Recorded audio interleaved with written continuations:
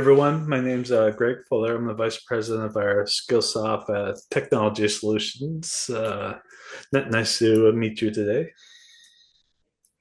And I am Ben Watson, Chief Commercial Officer from AI Certs. Both Greg and I are Canadians. Greg is actually in Canada. I am a Canadian living in Raleigh, North Carolina. So we're super excited to have everyone join us today. Greg, kind of a fireside chat. What are we going to talk about today?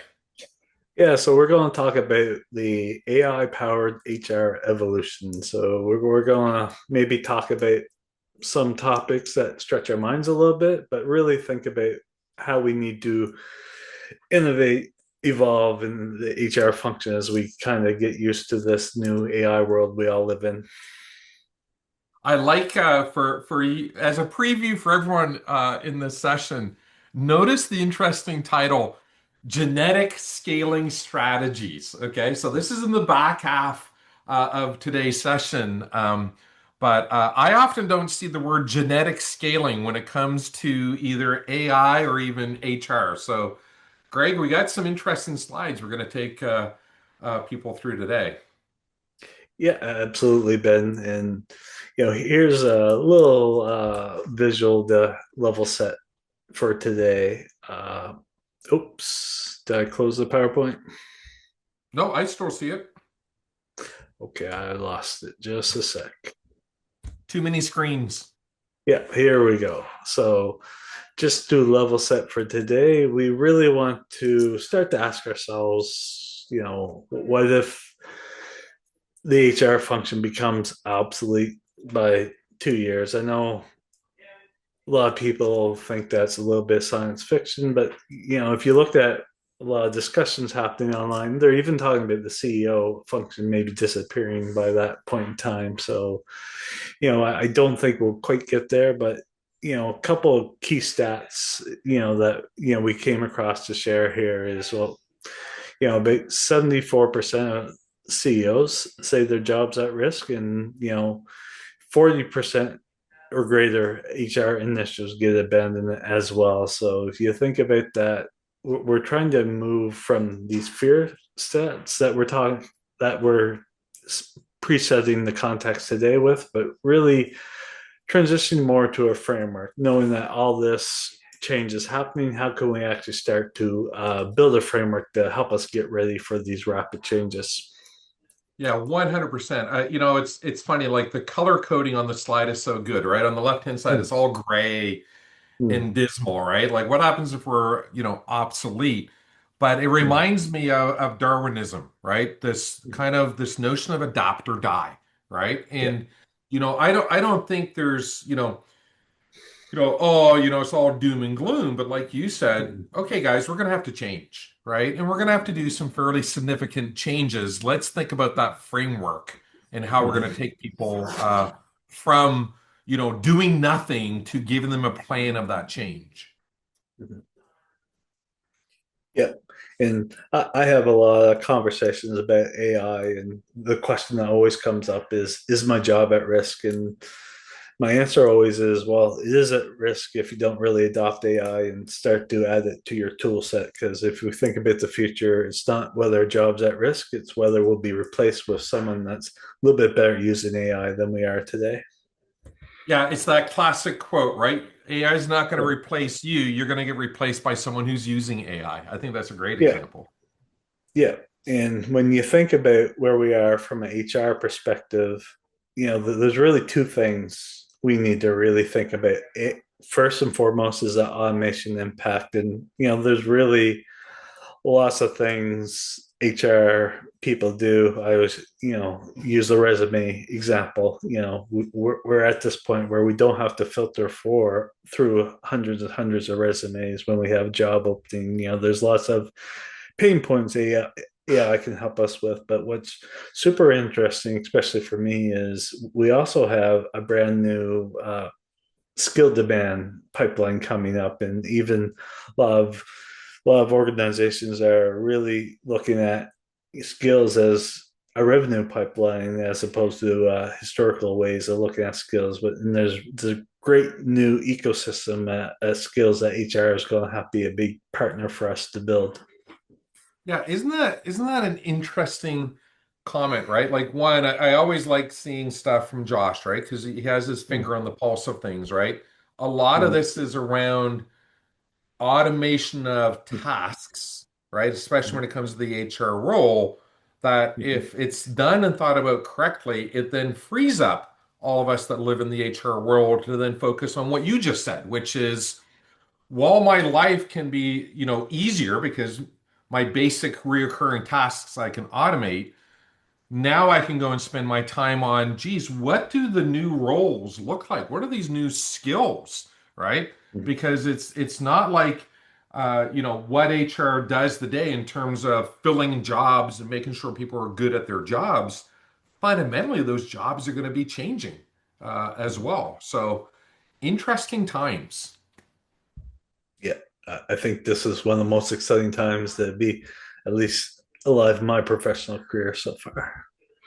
Now, Greg, while you go to the next slide, I'm going to hold up. Oh, you guys can't see it. My Tim Hortons mug. All right. Mhm. Anyone who knows Canadians, you know how we love our Tim Hortons coffee. So, Greg, I'm drinking my coffee. I'm going to get even Yeah. more excited by the end of this All webinar. right. All right. Super proud of you. So, and when we look at kind of how we look at traditional linear scaling for HR, it's been very much of a talent acquisition, staff acquisition mindset where we actually have, you know, maybe 100 people to one, HR representative. Now, all business functions have a lot of pressure. And when we think about what we're going to really dive into is what we call genetic scaling. We can really decouple that traditional ratio that we've always historically tried to follow, and that can scale to 200 or 400, and maybe 2 years from now we're talking about 1,000 to one scale as well. Isn't that crazy, right? Like just the sheer increase in coverage, right? That's good aspirational goals, right? Yeah. Can you do more with not having to proportionally increase people? All right, let's see how we're going to do this. All right. So when we think about, some of the fears, some of the kind of hesitation we have in the HR world, there's really three kind of what I call macro fears. There's job displacement, which, that really applies to programmers, it applies to marketing. We're all a little bit anxious about what does AI mean from a job displacement perspective. And even with last slide, we said, well, obviously, as we scale, maybe we need less HR people. So that is a real fear that a lot of people are losing sleep over. Now, the other big thing is skills gaps as well. If you look at the HR function, a lot of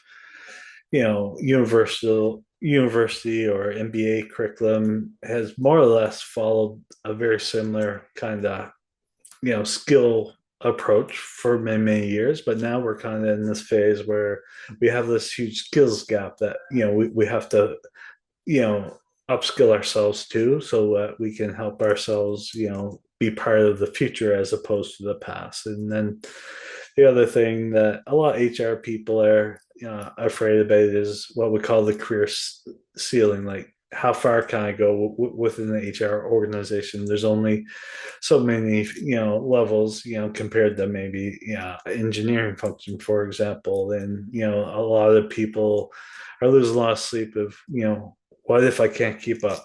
What does that mean to my career growth as well?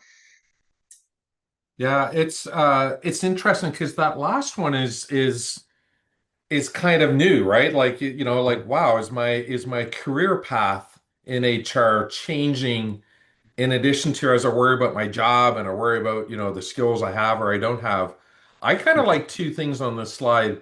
In the upper right-hand corner, a new acronym for all of us, Mhm. FOBO, fear of becoming obsolete. I think is very relevant, in this new world of AI. But I'm basically always an optimistic person, right? And I like at the bottom, guys, if we think about this the right way, it's an advantage to HR, right? It's a way to allow us to do more things and have a bigger business impact than we have before. We're not just filling job roles and keeping people functional in their jobs. We can actually go and redefine the way that people think about HR as well. I guess that must be a dove in the bottom right hand corner. Uh, Peace and liberty and happiness icon on the bottom right. So, all right, Yeah, it's a good setup slide for today's yeah, topic. but what our theme will be today is the text on the bottom as well. Like, don't think about AI replacing HR. Think about it liberating HR and really opening new doors that don't exist today as well. Yeah, new opportunities, Yeah, right? yeah, and as we explore this, what we would talk about the HR, what we call the HR's dirty secret.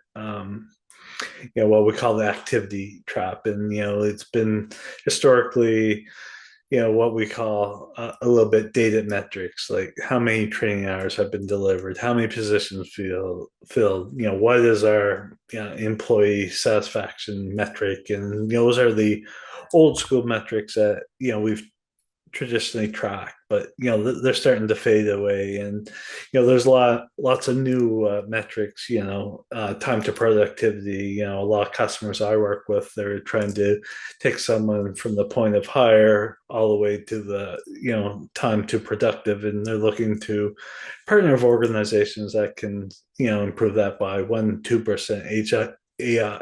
AI can help us get that to 10-15%, but more importantly, we have to think about our internal customers as well, and what is that customer resolution speed. So really trying to reframe the whole concept of how we think about success in the HR space. Now, Greg, you work, I mean, Skillsoft, right? Dominant Yeah. in the world of education, especially professional education. You talk to customers all the time. What's your sense when you talk to HR people, how many of them are really, really old school versus how many are more modern? What's your sense of that gap? Uh, I'd say it's probably still 80 to 90% old school and still 10 to 15% in that modern range. It's rapidly changing because HR have been part of these AI upskilling journeys, and they've kind of taken a back seat so far, and now it's time to take that front seat. They've been making sure their engineers, their IT functions, all the other groups have been getting this AI upskilling. Now it's time for them to say, okay, you guys, we have a good program in place. Now it's time for me to take the lead, as far as this new way of thinking. Interesting. Yeah, I would agree with that. Like it's funny. Many of the people in the HR world, they haven't had a need to change, right? Even as the company around them changes and the company's using new technologies and there's new roles and all the rest, the notion of what HR does, there hasn't been a really big need to do this change. So all of a sudden, you got a mass of HR professionals who have to very quickly move into this new world. And I like what you said, at the beginning of this slide. HR, we usually think of HR from, the point of hiring to the time of impact, right? So, and their whole goal has been, decreasing that time, while meanwhile, all of us in the HR world, we need to accelerate things as well. So time is going to be a real common theme, I think, throughout today's session, right? How do we move faster and more effectively in a proactive way? Because AI technology, meanwhile, is continuing to outpace all of us, let alone those of us focused on the HR role. Yeah, absolutely. And just to preview some of the back half of our talk, and let, won't just be about time efficiency, but also value to the organization as well. Okay, now we're gonna start to talk about this term that we've been hinting at the whole time is genetic scaling. What is this? What's the promise, and how does this really impact HR? And when we think about, we're all being asked to scale regardless of our business function. And what really helps with scaling is less about linear additions, but how can we actually self-replicate processes, whether that be through agents or through other means, to actually scale at an impactful level. And really what we're going to keep on speaking to is how can we not use AI as a tool, not use AI as a checkbox, but really integrate this into your organizational DNA. So just how we have leveraged technology as part of organizational DNA, AI is just an extension of that. And really, we really need to get away from this concept of growth of headcount and really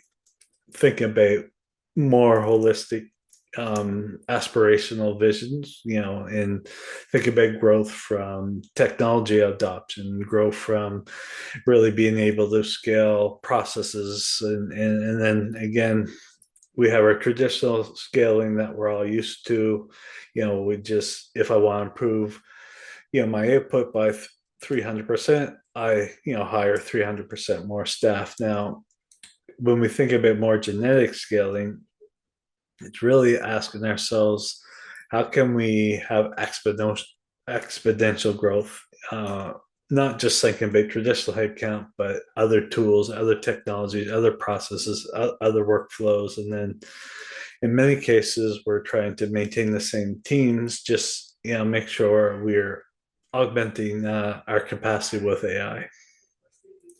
All right, I have seen the slide deck, obviously because Greg and I worked on it. I am fascinated by this notion of genetic scaling. Okay, and I love how you related it to the DNA of an organization, right? And things like that. And then, the notion of, you know, uh, if you need to do 10 times more, you need to hire X amount more people, right? And it's not this linear model, anymore. Like you said, and it says in the slide itself, the notion of decoupling things. Tell us more about this notion of genetic scaling. I watched Jurassic Park over the weekend, Greg, so I'm Yeah, very much fascinated in genetics in dinosaurs yeah. and DNA.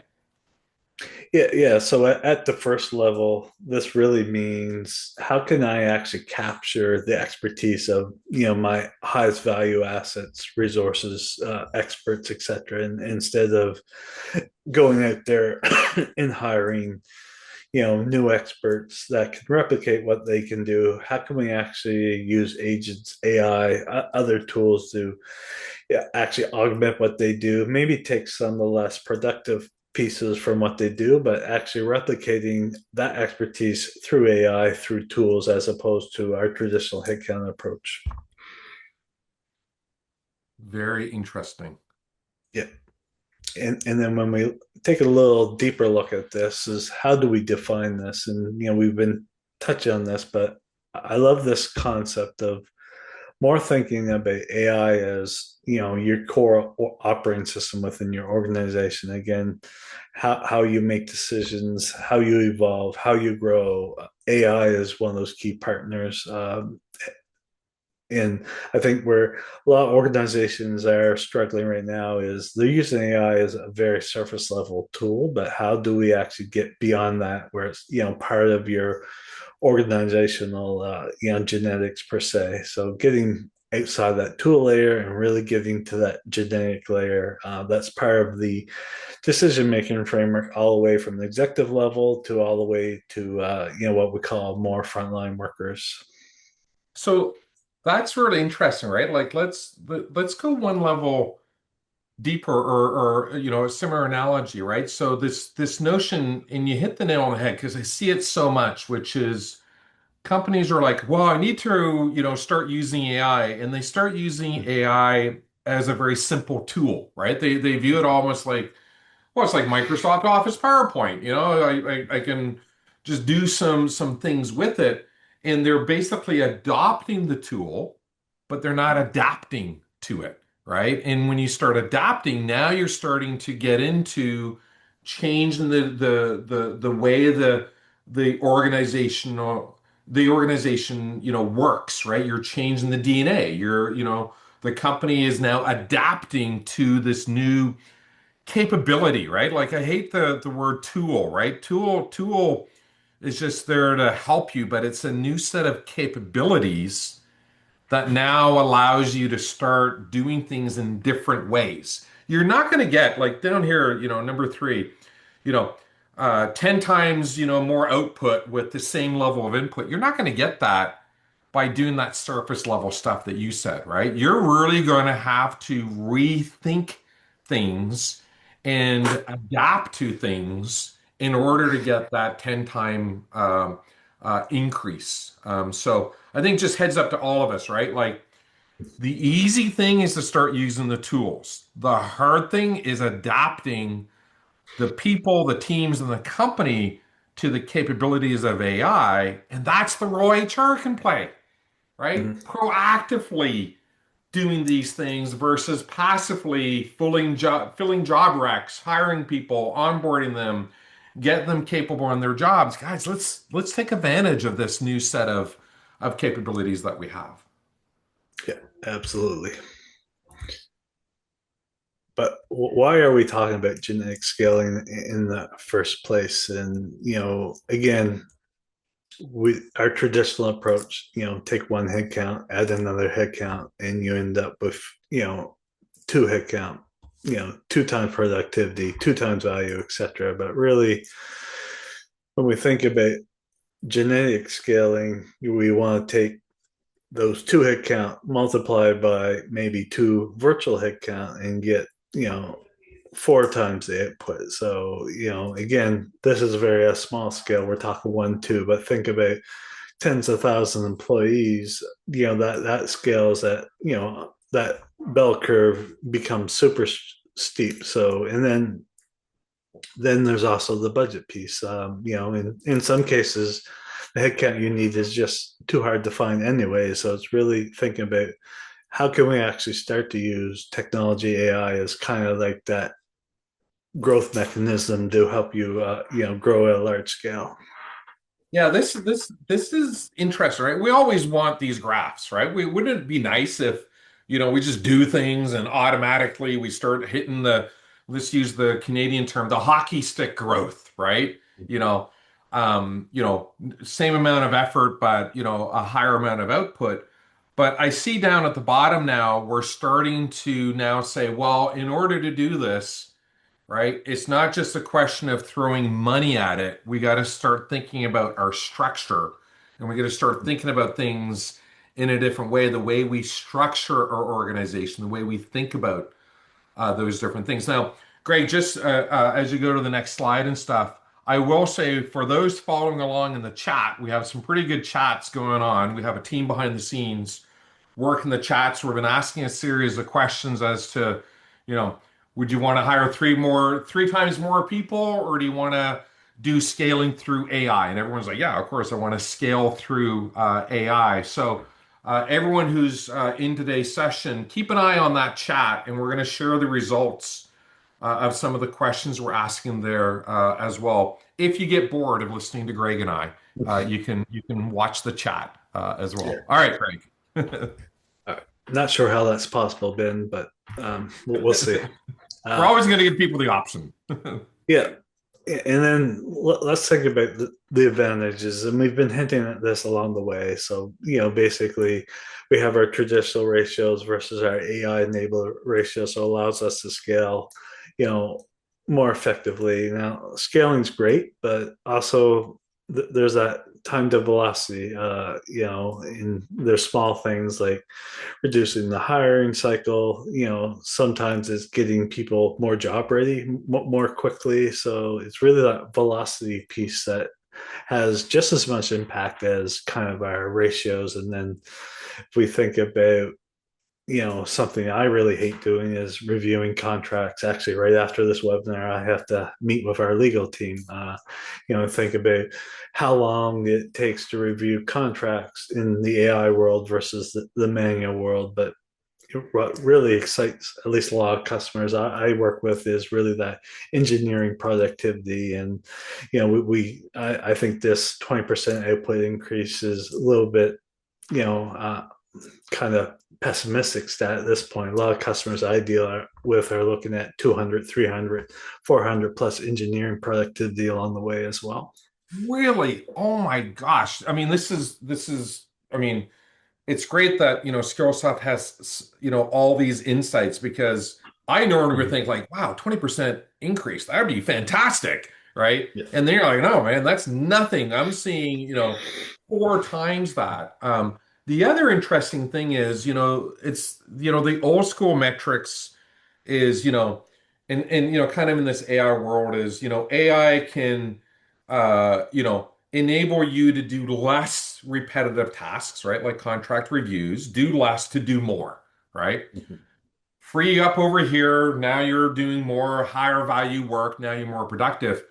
But you focused on something that I think is really interesting, which is that one in the bottom left-hand corner, time to higher velocity. This is coming up in more and more conversations when I talk to executives, which is this stuff's all great. Wouldn't it be nice? Better ratios, more, automation of repetitive tasks, better output. But when I talk to the executive team, they're like, we need to move faster. We need time to impact to shorten. We need velocity. And that's a conversation that 18 months ago, I wasn't or having with these executives. They're like, oh, we got to start doing these things and stuff. But now it feels like they're almost looking over their shoulders, going, not only am I worried about my competitors and relative to them, how fast I'm taking advantage of AI, I'm even worried about the velocity of AI and the capabilities of AI. And now the conversation is increasingly focused around this time dimension, which is, look, we don't have 12 months, right? We don't have 2 years to do a transformation journey. We got to start breaking these things into smaller chunks and just start moving and changing now. What do you think about that? Are you seeing some of these things? Yeah, one thought that really jumped in my head as you're going through that, Ben, is not we're actually looking over our shoulders for our competitors less and less.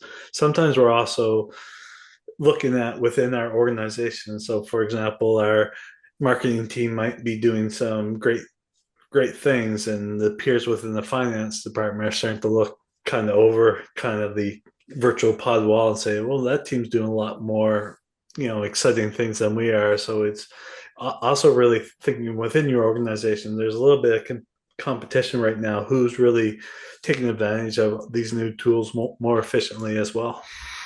Oh, yeah, that's an interesting insight. I'm reminded of, gosh, I'll probably get the quote wrong. I think it's Arthur C. Clarke, one of my favorite sci-fi authors. The future is here, but it's unevenly distributed, right? Mm-hmm.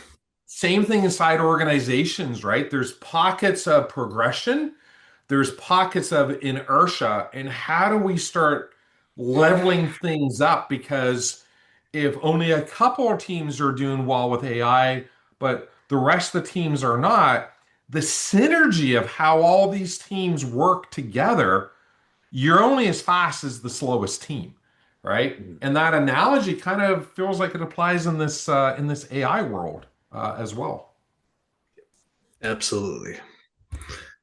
Uh, so we're putting a lot of pressure on our HR colleagues right now, Ben. So I thought it'd be really helpful to transition how to guide them to move forward because we've been really putting maybe some a little bit too optimistic pressure on them. But if you think about what are the three big pillars when we think about AI powered HR? One is we talked about is measurement shift. How we measured success from an HR perspective even 3 years ago doesn't really apply anymore. Just having a checkbox that we've trained X number of people when do with Y skill doesn't really impact the business. What we need to really focus on is outcome metrics. And I spend a lot of time with customers of, it's great that we have all these training programs, but how can we actually measure success? And it's a little bit easier in the software development world, just because, today I could generate 100 lines of code.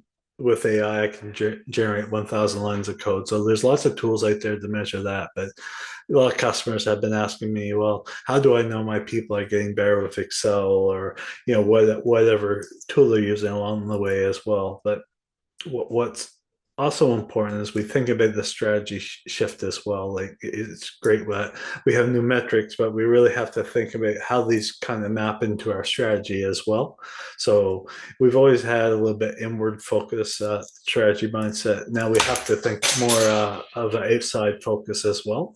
Really, what is that value that we can provide to our customers and investors, and just don't think about external customers but think about all your internal customers within your organization. But something we're going to start to transition this talk to is really how can HR kind of start to think like a system architect again.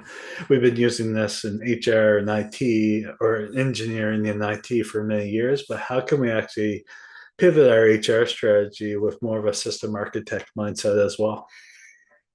Yeah, this is interesting. That last one, right? I mean, the first two, right? Just, new modern metrics, always, thinking more and more about strategy and the impact. This is interesting. Tell us more about this notion of a system architect on the next slide. I think that's Yeah. different. Yeah, and this is where, and this shouldn't surprise us too much because if we think about engineering functions, even finance functions, marketing functions, we've been really thinking about what are these new roles as we move in this AI world, and we have to have the same mindset in HR. And then again, we've kind of beat the first section quite a bit. It's always been fill open positions, run programs, maybe manage org charts. But as we start to think about HR as more of a strategic function within the organization, it's really starting to ask ourselves how to design talent ecosystems. And then I know with a lot of HR people I work with today, it's really focus more on skills versus competencies. Job roles, for example, is how are we building kind of our skills inventory within our organization, and then along with that, how can we build what we call hybrid structures? Again, it's less about a traditional headcount org structure, but it's actually a org structure that includes AI agents, tools, software ecosystems, even some workflows. So, really starting to think about this holistic architecture as opposed to just HR being a representation of the headcount piece, and then along the way, really, what are those leadership systems that need to be, put in place, especially in today's world. Change management is just one of those key leadership skills that, is mandatory. We're constantly changing every 30, 60 days in some cases. And how do we actually navigate that change as leadership? And then most importantly, how do we actually teach people to orchestrate AI agents? So really, we've been pretty good at onboarding humans into our teams. How do we start to onboard AI agents as an extension of our teams as well? This this is really interesting, right? This notion of human plus AI collaboration now means HR needs to think about human plus AI, right? And then, throw on top of that, this Yeah. notion of AI agents, right? So it's not just human plus AI, now it's human plus agents or AI agents. Guys, look, the world of of HR is changing, you have the opportunity to be that strategic architect in this new world. But you got to be proactive. You got to be starting to think about these things. You're going to have to develop some new skills. You're going to have to think about things in a little bit more of a system design, strategic architecture point of view. Let's keep running down this conversation. I love the bottom of the slide too, right? Talent of the individual, leadership multiplier, organizational dynamics, right? And then along comes you, right? The orchestrator, right? The architect. I love it. Now we're getting Yeah. positive. Now we're getting out of the darkness into the light. Yeah. And we always, one of the big pieces of big genetics is evolves, it adapts over time. So that's kind of what we wanted to take this mindset next to. So, a lot of people we're talking to today are kind of in the business as usual starting spot, a little bit of scattered tech stack with a little bit of AI awareness that they probably use ChatGTP or Gemini or Copilot, but that's the extent of the AI use. And then when we think about the next step, is we have to think about present active of what are some of those more small experiments that grows curiosity. Now within my team, I do some AI sprints every month so we can actually start to build that curiosity and build that into a little bit of a output focused mindset. Now once we do these experiments, not all will work, and that's what we have to also realize, that probably 90% of your experiments won't work in this space, which is fine. That's a great thing.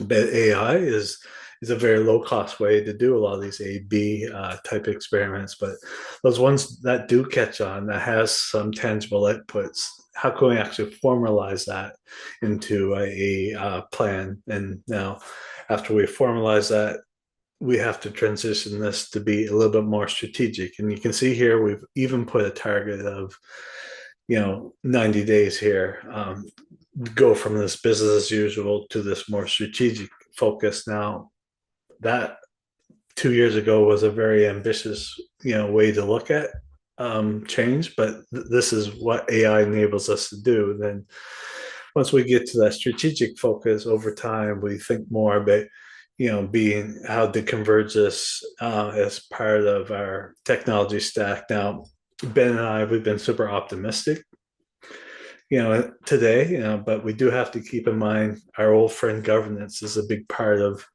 this as we move forward. So as we kind of formalize a lot of what we do, we have to make sure compliance governance is still a big part of what we do. And then obviously with the end goal of turning this into more innovative, more continuous evolution, thinking about AI native operations. Yeah, 100%, right? I mean, when you and I were finalizing the slides earlier this week, right, you brought up this notion of sprints, right, of HR thinking of things in sprints Yeah. and not just doing sprints, but iterative sprints, right? A/B testing, it failed, experiments, but then, at some point, it all needs to be integrated into the org system, right? And this is where governance and policies and all the rest, right? The way to govern these things and make sure they can scale responsibly across the organization becomes really important. But I love the notion of sprints. That would help HR become a lot more agile as they go through these changes. All right, let's keep going. This is good stuff. Of course, I'm biased, but. Yeah. So how can we think about growth with it using our traditional headcount metric? And this is a little visual we put together to prepare for this conversation. So and I think a lot of people can relate to this. A lot of organizations kind of can stall at 50 million. It could be 100 million. It could be 2 million, depending on the size of the organization. And as historically as things have stalled, we've always looked at HR being the bottleneck. Like, I don't have enough engineers. A good friend of mine works for an AI startup, but that ultimately failed just because they couldn't find the right expertise. And we always kind of look at HR being at kind of like that bottleneck. But what we need to do is start to think about HR as the solution, not just a hiring mechanism, but, really looking at, recruitment automation, onboarding automation, and really talent analytics to make sure that both we identify risk. That's a big part of talent analytics now is where does risk lie in my organization from a skills perspective, but also thinking about how can do we have access to the skills in place to help us grow? So when we think about this genetic model, it's really leveraging AI and HR as a function. Take us from that 50 million to 150 growth, 150 million growth as we think about this solution architect mindset. Yeah, But this is, also, yeah, sorry, yeah, keep go going, for keep it. going. No, go for it, man. Sorry, I got so excited. I just, I love this notion of genetic scaling to change the organizational DNA, right? Yeah, And you see here in this case study, right? It's a professional services case study. And, across the board, these are really interesting things, but they're very intentional about doing these things, right? There's a plan of action. They don't just sit there and passively wait, right? And they're filling in job recs. We need to hire three more engineers. I'll get right on it. I'll hire three more engineers. They're being much more proactive and they're driving these DNA changes into the organization and shaping the organization. Now you're not a cost center, right? You're actually yeah, driving an impact on the business. yeah. So it's very interesting, right? And I think these two bottom boxes are super critical. Like once we do reduce that time to hire, all of a sudden HR almost becomes the superheroes of the organization. I know, when I'm trying to hire, if I could get someone tomorrow, I would give HR a big hug, virtual hug. And then the employee satisfaction piece is also important too, is HR can be really a big component of how can we actually be using AI as one of those tools to help take away some of those more monotonous tasks to really help us be a little bit more satisfied with what we do day to day. Yep, 100%. Okay, and then as we think about this strategy, we put together a series of stages. So the first one being business as usual. This is where most of our are at today, and this is where we need to start. Then, if you think about the next stage, being a little bit more present, active. So we talked about experimentation or earlier. So really, how can we actually fuel curiosity? Do some experimenting in small groups as well. Not really try to do this with your whole organization, but in very small pockets, and then really transition this to be a little bit more of a formalized strategy as we move ahead as well. So Greg, with this, right? And kind of, being intentional, excuse me, being intentional and all the rest. Is it really, practical for HR people to say, well, look, if I start using, AI, I would have three times the impact I do today and stuff like that. Is that a realistic thing, or is that even on the low end if they start using AI Uh, effectively within HR?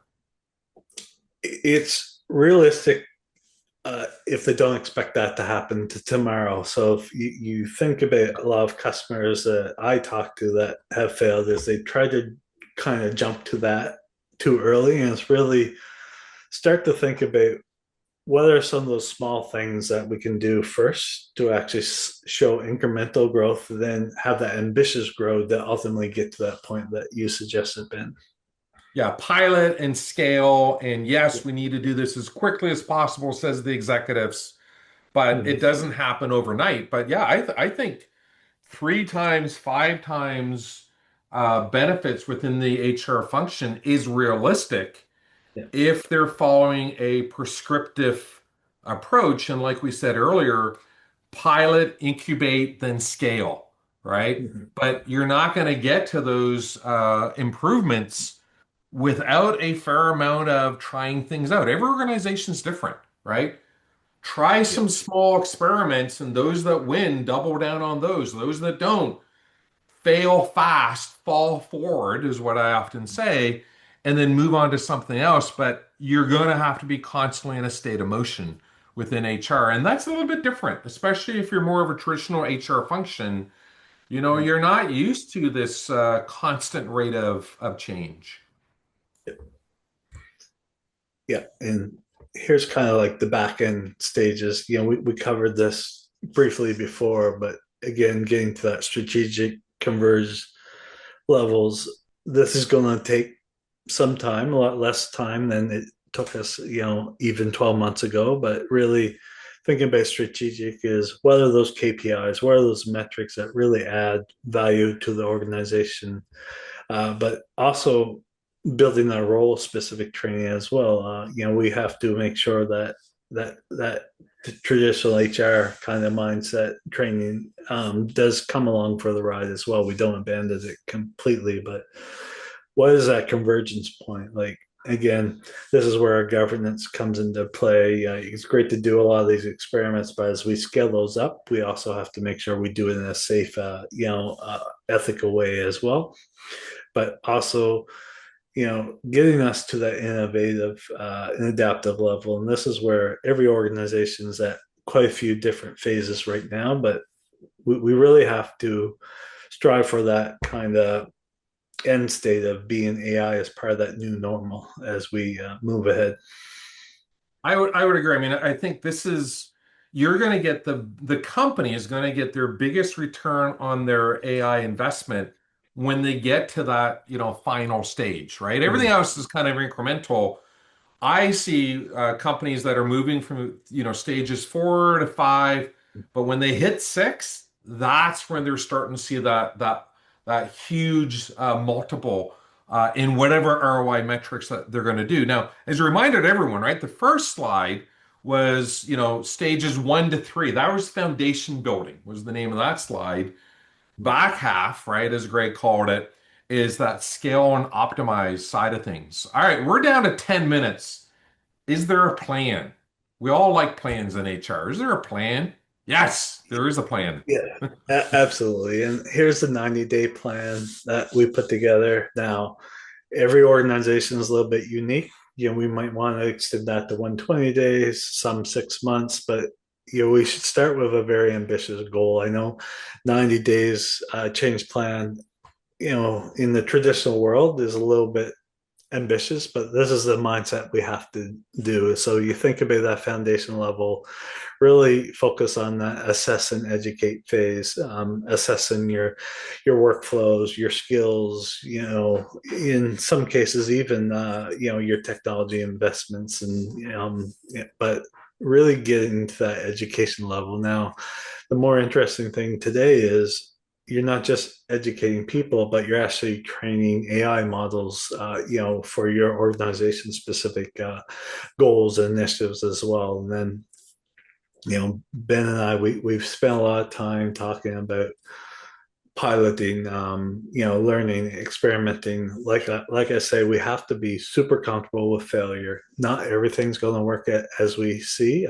Maybe it might not meet our compliance standards, or it just might not meet DEDCOM. So we have to be super comfortable about failing. But along the way, as we fail, we learn, what are those, inflection points as well. And then getting to that by 90 days, getting to that governance and organizational alignment phase as well.